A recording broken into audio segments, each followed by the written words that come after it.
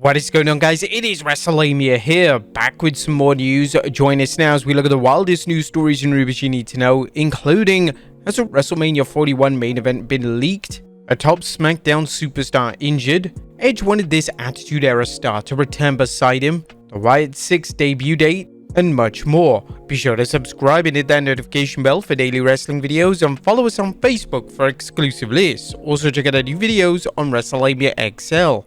Now let's see the intro and get straight into our first story.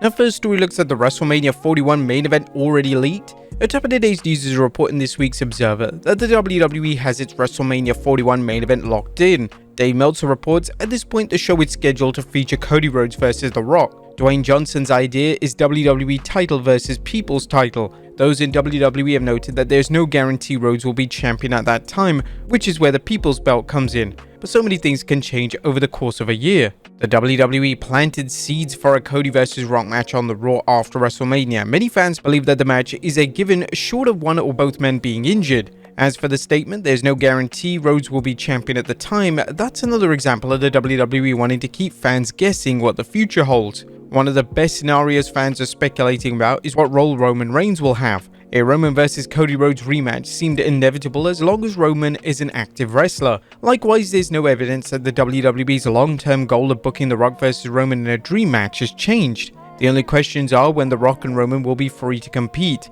The Rock is believed to be tied up with Hollywood for some time, and while things aren't clear with Roman, recent reports suggest he has a film role. Just how big the film role is remains a mystery, as is the answer to when the WWE intends to bring him back. They already have fans anticipating Roman's return, as "We Want Roman" chants have been obvious ever since Solo Sikoa took over the bloodline. Next up is Cody Rhodes defending the Undisputed Championship at King of the Ring. The WWE's next PLE of the King/Queen's Crown tournament is just 2 weeks away, but so far there's no word on what role Cody Rhodes has for the show. Given the sports authority's fondness for high-profile matches at their events, in effect asking the WWE to book them like WrestleManias, fans are curious what role WWE's top babyface will have. Apparently, the WWE isn't overlooking Cody, and Meltzer's reporting, "We were told by those in WWE that Rhodes is pegged for the main event on this show in a title match, and the opponent should start being built imminently since the show is close at hand." While we've been critical of the WWE for booking top programs at the last minute, this is an exceptional situation,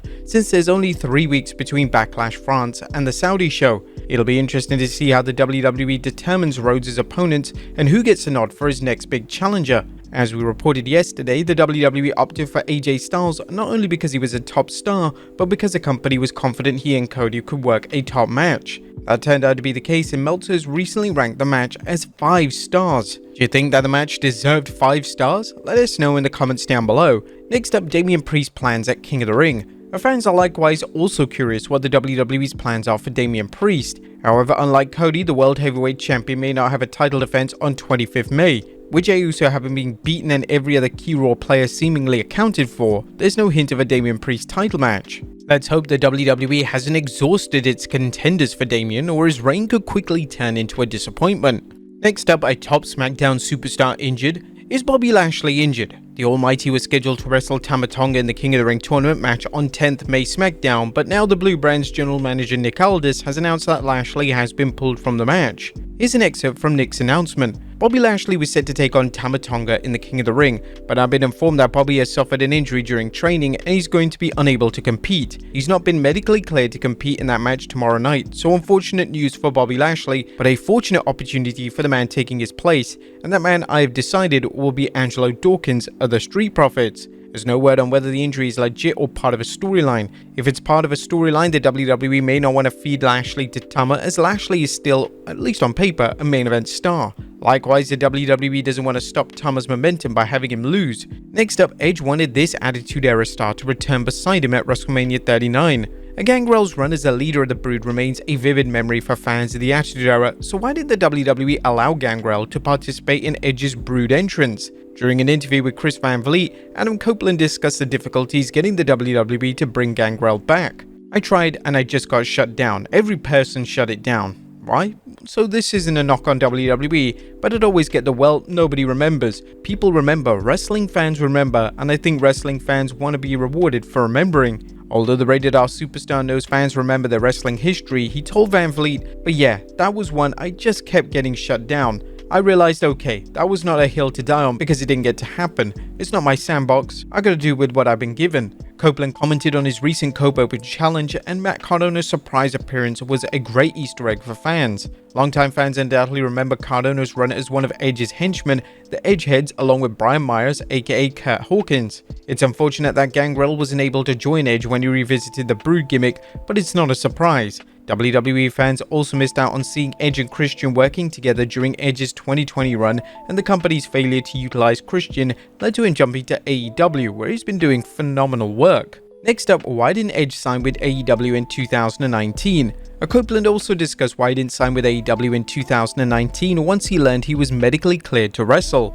Adam told Chris Van Vliet that he indeed considered going to AEW back in 2019, but that his long status in the WWE made it very comfortable to renew his career there rather than a new promotion. And then in going to WWE and sitting down with Vince, he goes, "Well, it's gotta happen here." At that stage, I looked at the equity built and it felt like having to start over, especially having to start over having been gone for 9 years felt really daunting, if that makes sense. It felt like at least with WWE that's one thing off the table that I don't have to worry about. I can come back and walk into the history of this character.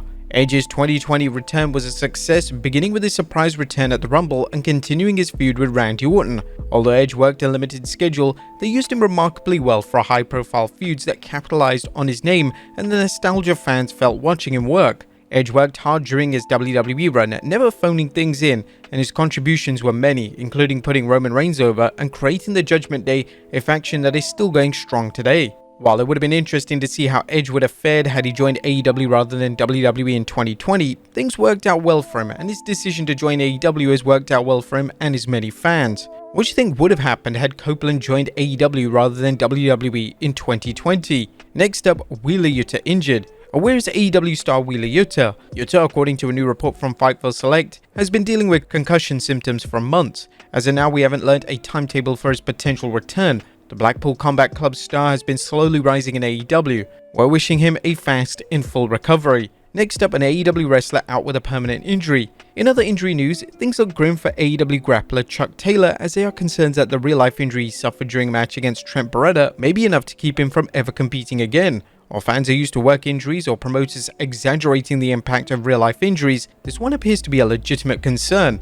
WrestleTalk reports it hasn't been announced that Taylor has a fractured ankle that will require surgery. It was also stated that due to the nature of the fracture and the presence of necrosis, the injury is likely career-ending. Meltzer recently shared his thoughts on Taylor's situation, saying, "In the story they say it's over, but they've also given wiggle room. From what we were told we said on television was accurate, and the belief right now is that Taylor won't be able to wrestle again." This is disturbing news for fans of the 38-year-old wrestler, and we're wishing and hoping Taylor all the best as he battles through this injury. And finally, when are the Wyatt 6 coming? And last but not least, are the various members of the Wyatt 6 set to debut? Meltzer commented on the recent rash of QR codes and that he thinks that the group will debut at the King of the Ring. The codes being left hint to the idea of the new Wyatt family being introduced on this show. Whether the group is referred to as Wyatt 6, a new Wyatt family, or something else is just one of the many mysteries surrounding the group. But there you have it, folks, the wildest news stories and rumors you need to know. Be sure to leave your comments down below, and I'll see you next time with some more wrestling content.